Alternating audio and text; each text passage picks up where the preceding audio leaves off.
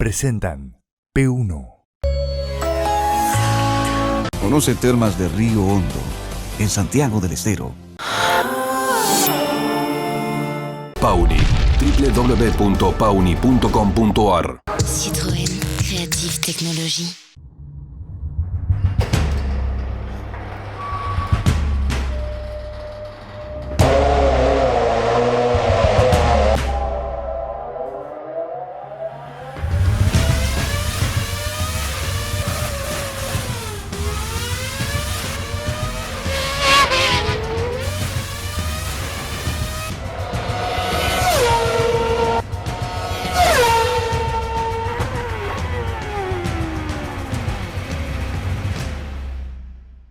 Bienvenidos a P1.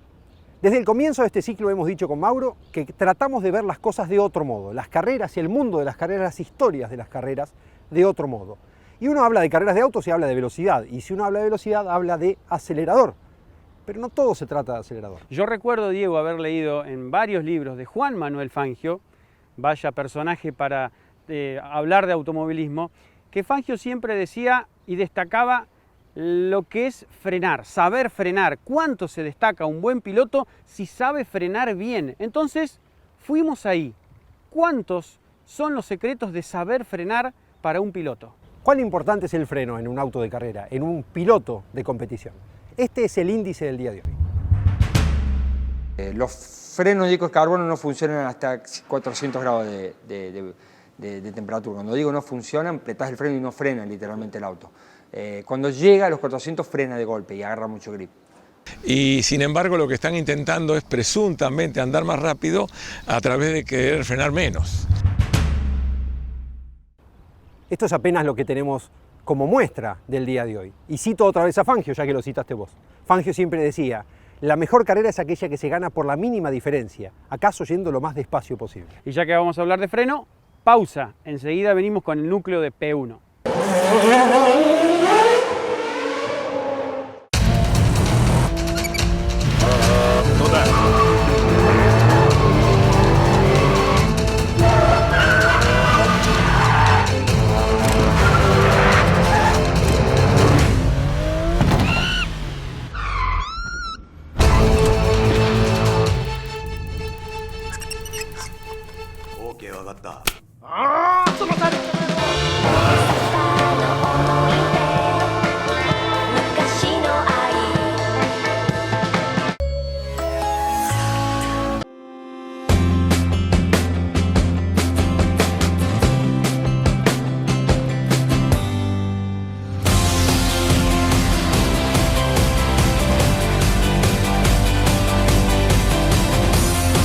Conoce Termas de Río Hondo, en Santiago del Estero, Argentina.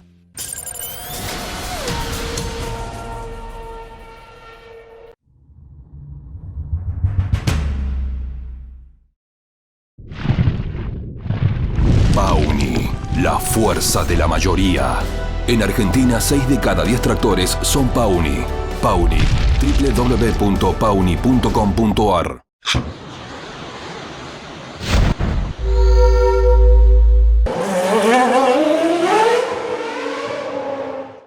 Y es tiempo de meternos en el núcleo del día de hoy de P1. Frenar.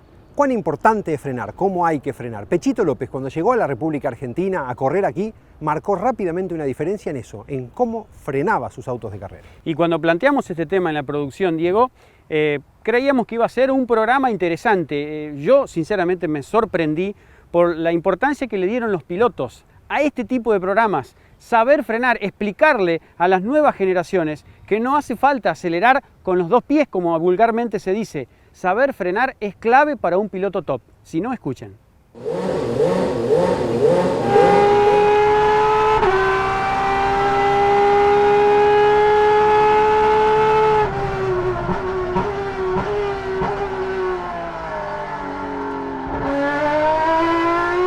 El buen frenar es un arte y los buenos frenadores generalmente son buenos para la vuelta rápida.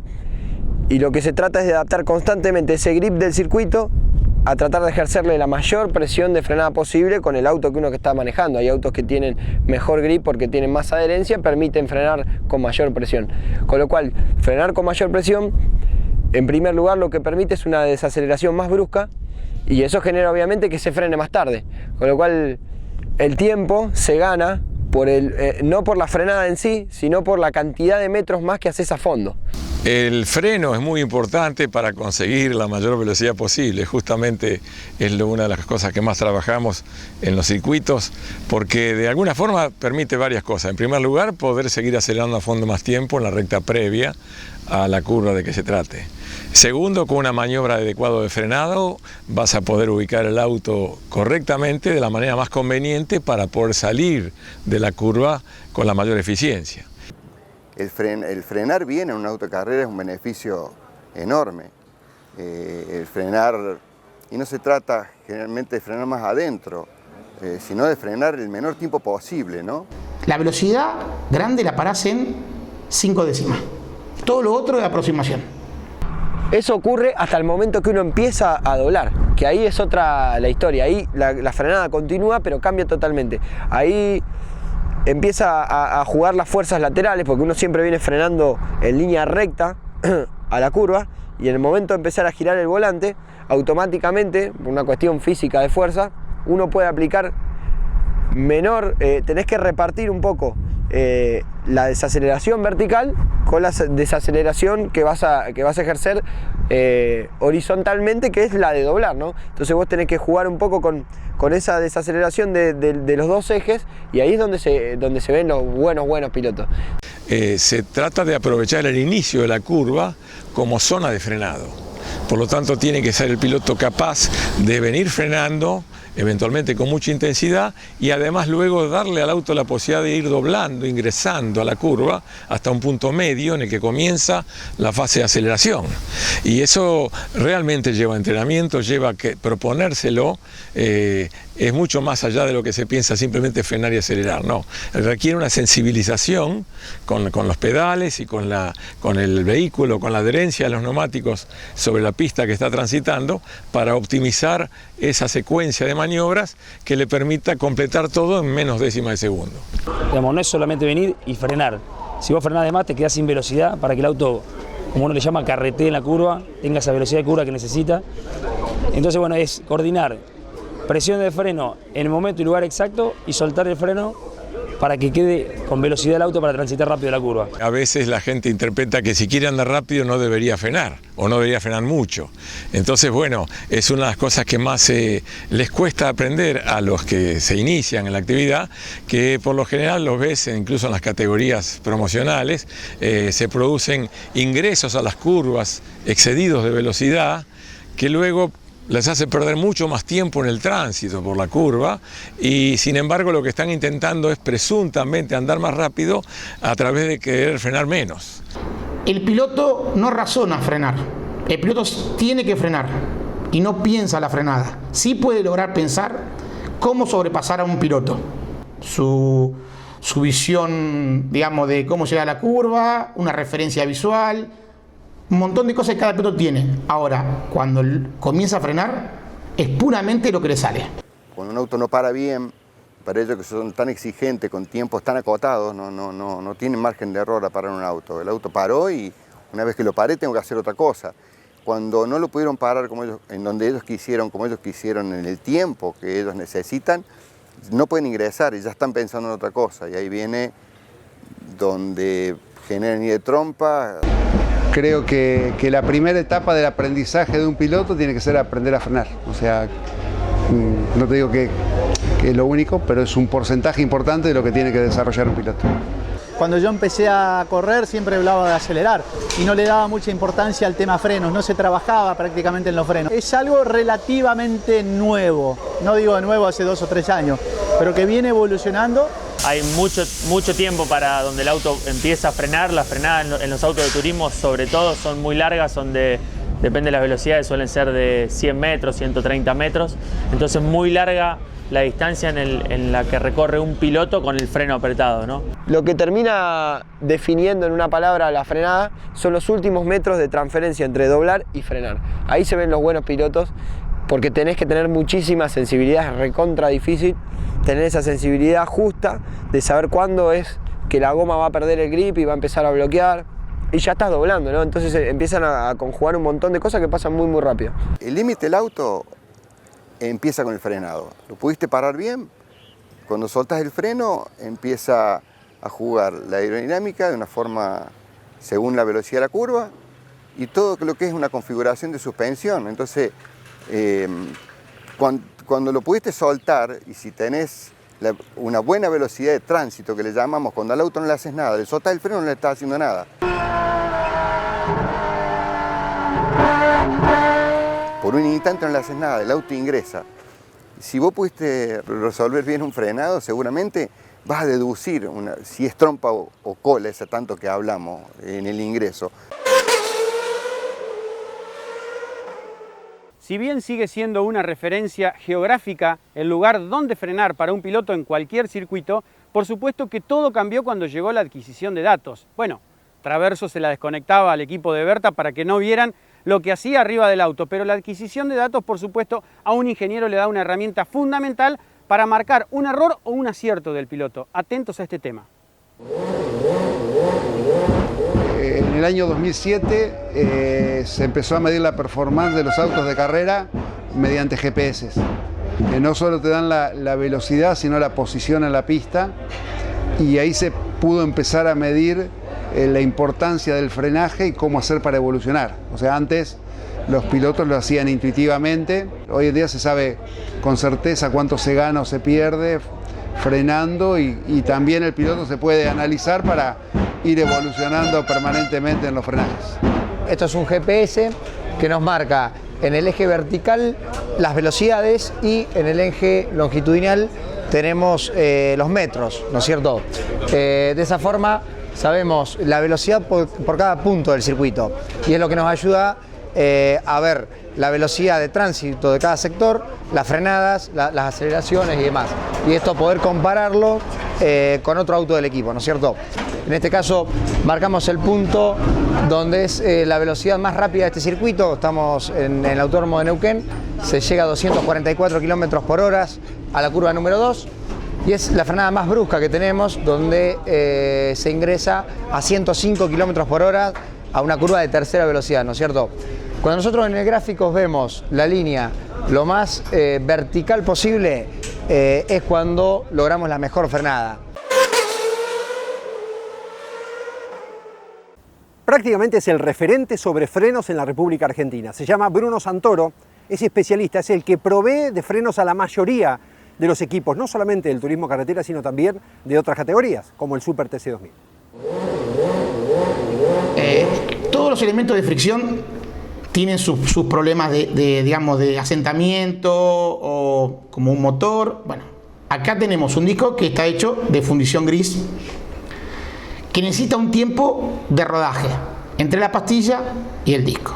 El rodaje te da vida útil del disco, te da vida útil de la pastilla y te da mejor calidad de freno. Uno necesitaría aproximadamente unas 12 vueltas para que comience a tener grip. Habría que entrar, enfriar 5, 8, 10 minutos moviendo el auto para que las pastillas no queden en el lugar. Enfriás, salís nuevamente, tenés que dar 4 o 5 vueltas a aproximadamente, el asentamiento debería ser a 10 segundos de la punta. Y ya ahí tenés que empezar a girar a 3 o 4 segundos. En la segunda salida recién tenés el 65% de grip óptimo. Si está bien rodado, la vida útil del disco pasa a ser a veces el doble o el triple. Fuera del rendimiento. Y la pastilla está en el 35 o el 40% mejor. Comúnmente arrancan alrededor de los 220 grados, 215 grados, ya tenés ese poder frenante. Se va manteniendo hasta los 650 grados de temperatura de disco. Entonces vos tenés que tratar de trabajar en tu gama para que ese problema no lo tengas. ¿Qué significa? Enfriar el freno. Un callejero TC2000 está arriba de 700, nosotros vamos a un circuito Terma de Río Hondo, estamos arriba de 700, en TC Turismo Nacional va a Terma, está arriba de 700 grados, vamos a Posada, estamos arriba de 700 grados. ¿Qué pasa? No significa que vos no puedes trabajar a 700 grados, el tema es cuánto tiempo deteriorar los elementos. Muchas veces salen a girar, tanda libre, todas las categorías, salen todo tapado, salen a clasificar otras 3 o 4 vueltitas y después en la serie tenemos problemas de freno. ¿Y cómo va a tener problemas de freno si te 5 vueltas si giraste 14 antes que no. No, está bien. El problema es que vos das de a una vuelta, pero al freno lo castigás igual. Por eso normalmente lo bueno es girar, cuando uno gira en prueba, lo más ventilado posible. Y si después queremos jugar con la parte aerodinámica, que 1 kilómetro, que la carga, que yo para clasificar digo correcto. Porque el problema más grave es que después llegamos a la serie o a la carrera con los elementos mal, y después peor, porque ¿qué hacemos? Colocamos cosas nuevas para correr una carrera. Punta y taco, frenar con el izquierdo, no con el derecho. Yo me acostumbro más cómo se frena hoy y cómo se frenaba antes a un auto de competición. Muchos años atrás la maniobra de frenado era inclusive bastante más complicada porque por las características mecánicas de los automóviles, las cajas de velocidades sin sincronizador, obligaban a que el piloto produjera una maniobra para colocar los cambios descendentes que era muy famosa, llamada punta y taco o doble embrague, iban juntas, con lo cual había que lograr dar un golpe justo al acelerador en el momento en que el cambio pasaba por el punto muerto para que luego pudiera ingresar el cambio siguiente. Eso requería al piloto poder coordinar todas esas maniobras mientras estaba frenando con el vehículo. Por lo tanto, era una de las maniobras que había que capacitarse mucho para que salgan naturalmente, porque si no, inevitablemente había que frenar más lejos. Recuerdo que en 1992 en este autódromo de Buenos Aires, cuando vino la Fórmula 3000, en ese momento después GP2, y corrieron varios argentinos, había un contraste muy grande. Bajando el tobogán, veías a Andrea Montermini que bajaba a fondo y bajaba todos los cambios juntos en la horquilla. Pero escuchabas a Willy Kisling y hacía punta y taco. Cambió la forma de frenar en el automovilismo. Sí, indudablemente ser piloto es una evolución constante.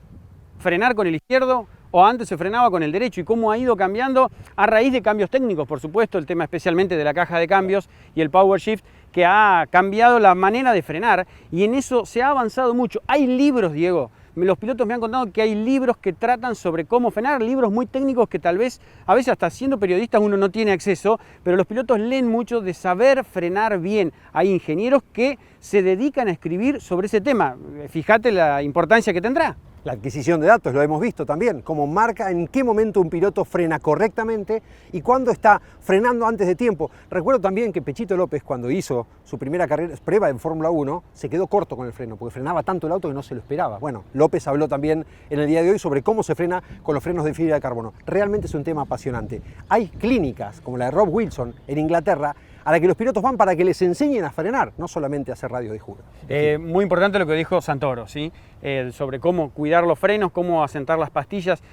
Técnicamente, por supuesto, los pilotos top, los 7, 8 mejores, saben bien cómo cuidar esos frenos para que te respondan en las últimas 10 vueltas. Y ahí sí el periodista se da cuenta cuando el piloto es bueno y llegó con frenos enteros. Imagínate en categorías donde se llegan a casi 400 km por hora como la IndyCar, si bien son autos más livianos, pero un NASCAR que pesa mucho más. Es clave cómo van cambiando los distintos tipos de discos para óvalos cortos, óvalos largos. El freno es fundamental para un auto de competición. Bueno, el freno fue el día de hoy, el tema que hemos tratado en P1 y básicamente lo que queríamos era recorrer todas las posibilidades que tiene, todas las alternativas que se presentan. Esperemos que lo hayan disfrutado, escuchamos como siempre su opinión y ahora nos vamos a una pausa para volver con algo de actualidad en el Telestrator.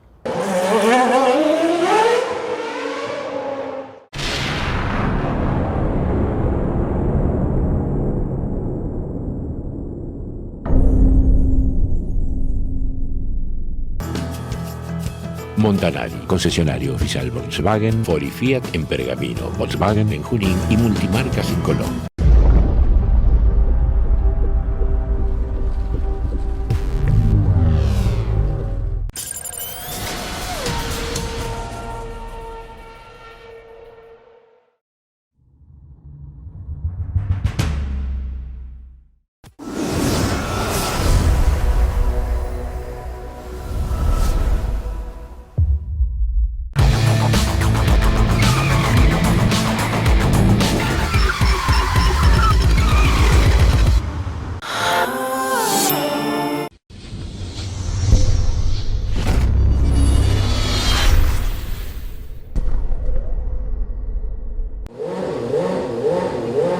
Continuamos, Diego, nos metemos en uno de los momentos más esperados de P1, el Telestrator, ¿sí? Hoy vamos a ¿Analizar maniobras? Al otro día dijimos que cuando llegara el momento iba a ser tiempo de analizar algunas maniobras y ver algunas características. Vamos a ver qué pasó el fin de semana en Centenario, Neuquén, con el TC Pista y el TC. TC Pista, definición. Aguirre, Pesucci. Vamos a detenernos por aquí, porque hay que marcar un par de cosas. Primero, situación de carrera, ¿sí? Vamos a identificar, lo tenemos acá, a Nico Pesucci, que venía ganando durante toda la competencia, y a Valentín Aguirre, que venía por fuera, ¿sí? En una persecución. Faltaban 5 vueltas. Y acá sí, Diego, quiero marcar esto, porque es fundamental para Neuquén, lo que pasó durante todo el fin de semana. Vamos a elegir esta zona, porque incluso llegaba hasta ahí. Un poquito más, ¿no? Claro. Sí.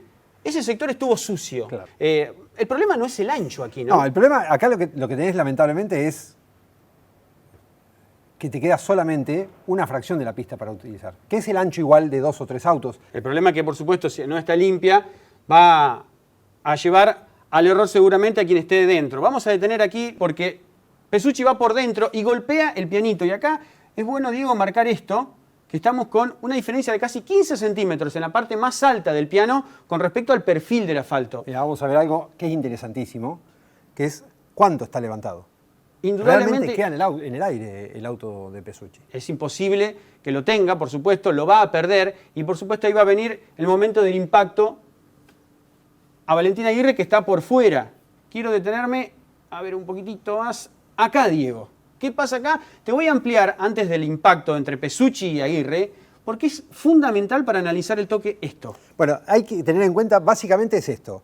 El auto de Pesucci está arriba del piano. El piano tiene más o menos el mismo ancho que hay entre el auto de Pesucci y el auto de Valentín Aguirre. Con lo cual, se podría decir perfectamente que Pesucci lo que hizo fue proteger a Aguirre, no irse encima, no apoyarse en él, y por eso se tiró encima del auto. La diferencia básicamente es más o menos de 1 metro que hay entre ambos autos y está también 1 metro arriba Pesucci del piano. Solamente para mostrar que Pesucci no tuvo intención. Es más, quiso evitar el contacto contra su rival. Aguirre arriesga a ir por fuera, por Sí. supuesto. Y el auto de Pesucci al agarrar el piano entra en ciclamiento la suspensión, salta muchísimo. Quiero frenar esto. y por esa Acá está razón es que- corrigiendo. Sí. Acá está corrigiendo. O sea, Pesucci había perdido el auto y iba de costado. Si el auto de Aguirre no estaba de ese lado, seguramente Pesucci terminaba en trompo. Pero después está la del turismo carretera, que también tuvo su polémica grande. En la serie, En la serie fue esto. Tengamos en cuenta quiénes son los protagonistas. Está Martín Ponte, que estaba delante del auto de Emiliano Spataro, y Emiliano Spataro con el Torino, que es el que va por dentro. La situación es que Spataro se sale, y esto es interesante que lo veamos, se sale de los espejos, no lo está viendo Ponte. Ahí no lo ve, Diego. No lo ve, exactamente. El auto de Ponte no tiene a Spataro en la línea, pero Spataro tampoco O sea, no está viéndolo a Spataro. Exactamente. Spataro está tan adentro que Ponte no tiene cómo verlo. Entonces, cuando llega el momento de mandar a la curva, que es una curva muy rápida y con velocidad, pasa esto. El toque es inevitable. Y también otra vez estos toques. El auto de Spataro se pone de costado primero. Aquí. Ahí está. Se pone de costado primero. Y en la segunda lo endereza a Ponte, porque si no, Ponte iba al trompo también. Y esto es interesante. A ver, yo te voy a frenar acá. Es la curva donde se tuvo aquel famoso toque Pechito López y Agustín Canapino en la Exactamente. definición del Top Race. Bueno, acá es interesante tener en cuenta la forma del auto de Spataro sería más o menos por acá, ¿sí? Con la rueda delantera acá. Exacto. Básicamente. El eje del auto de Martín Ponte no es el medio. ¿Por qué? Porque un turismo carretera tiene mucho peso de motor y un poco de peso, pero no tanto de transmisión, del diferencial. Entonces el centro de gravedad del auto está mucho más adelante. Por esa razón es que el auto de Ponte, a pesar del golpe de Spataro, no sale en trompo, sino que continúa con un tránsito algo descontrolado, pero continúa en su marcha hacia el resto de la carrera. De hecho, no pasó absolutamente nada porque Ponte continuó en carrera y terminó la competencia. Acá lo vemos en play de nuevamente. Lo que sí hay que decir, por supuesto, en nuestra opinión, es que fue un toque de carrera. No fue acertada a nuestra manera de ver, al menos la mía, Diego. No, yo también. Es un toque de carrera. No se merecía sanción Ponte. Terminó una nueva sección del Telestrator. Les ha encantado esta sección a toda la gente que vio P1, Diego. Bueno, la idea es ir mejorándolo. Tenemos más herramientas, las vamos a ir puliendo, mejorando, desarrollando a lo largo de los programas, pero queríamos mostrarle cómo podemos analizar algunas variables de las maniobras. Estamos muy contentos con el primer programa de la semana pasada, tuvimos muchísimos mensajes, se los agradecemos muchísimo a todos, porque además tuvieron todos muchísima buena onda. Gracias a todos, gracias a LACA, que hoy nos prestó el museo para hacer esta sección del Telestrator y por supuesto a tantos mensajes. Sí, tantos mensajes, por supuesto con el Twitter oficial de P1 van a seguir comunicados. Muchas gracias a la CTC, realmente hubo una gran predisposición, no solo en Viedma, sino también en Centenario, para que ir a la pista y grabar los videos que estuvieron viendo con Ya Lombardo con respecto al tema de frenos. Así que un abrazo a todos ellos. Bueno, nos vamos, nos encontramos el próximo martes entonces con otra edición especial de P1, este nuevo programa de automovilismo que estamos proponiéndole cada semana. Hasta entonces.